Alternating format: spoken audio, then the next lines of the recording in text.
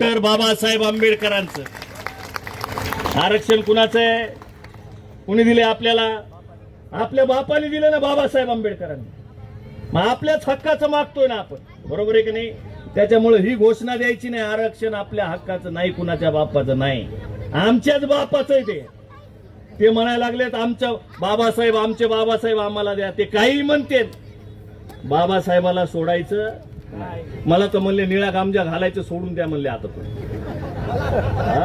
राजा भाऊला म्हणले निळा गामजा तुम्ही घालायचा नाही, आमच्या जीवावर मोठे झाले, काय काय काय काय काय काय आरोप करताय. हा, राजा भाऊ तर गाडीच घेऊन दिली म्हणले त्यांनी. हा, मला बी दिले का?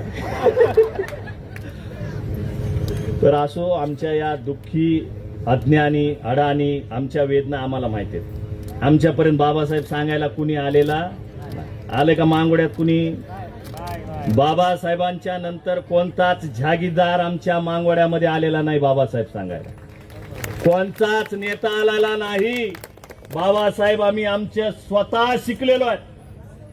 बाबासाहेब आम्ही आमच्या स्वतः शिकलेलो. ज्या पद्धतीनं एकलव्यानं द्रोणाचार्याचा पुतळा बनून स्वतः धनुर्धर झाला, त्या पद्धतीनं बाबासाहेब आम्ही आमच्या डोळ्यासमोर ठेवून आमचा समाज आम्ही उभा करत आहोत. हे आमचं उद्दिष्ट आहे, हे आमचं ध्येय आहे. म्हणून ते काही म्हणतील बाबासाहेब बाजूला काढा, बाबासाहेबाला सोबत घेऊ नका, निळा गमजा बाजूला ठेवा. कुणाची जागीर नाही ती आणि कुणाची मालकी नाही, रजिस्ट्री करून घेतलेली नाही बाबासाहेब आंबेडकर.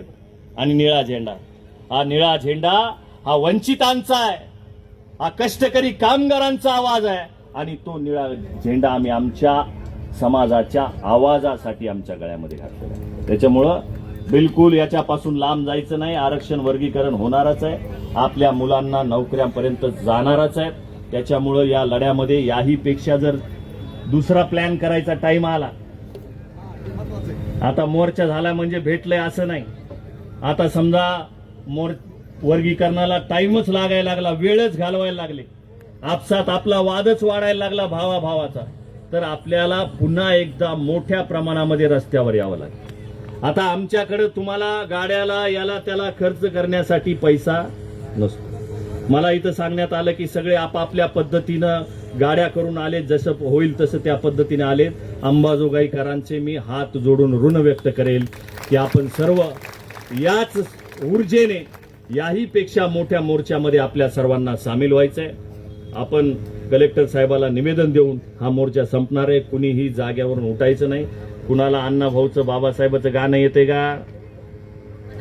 कलेक्टर डॉक्टर बाबासाहेब आंबेडकरांचा, छत्रपती शिवाजी महाराजांचा, लोकशाहीर अण्णाभाऊ साठेंचा, महात्मा फुल्यांचा, राजश्री शाहू महाराजांचा, सावित्रीबाई फुल्यांचा, अहिल्याबाई होळकरांचा.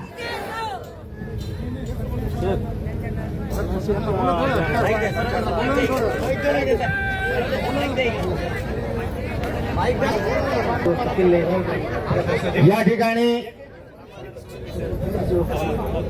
सर्वांना माझा क्रांतिकारी जे हॅलो साहेब बोलणार आहे, जरा 2 मिनिटात.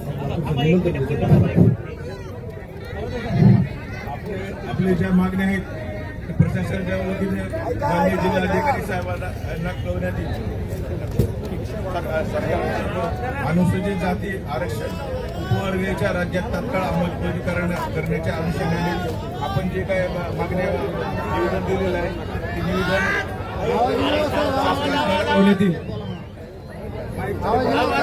करू नये. हा ऐतिहासिक मोर्चा यशस्वी करण्यासाठी कोणीही उठू नका. या मोर्चाची सांगता राष्ट्रगीत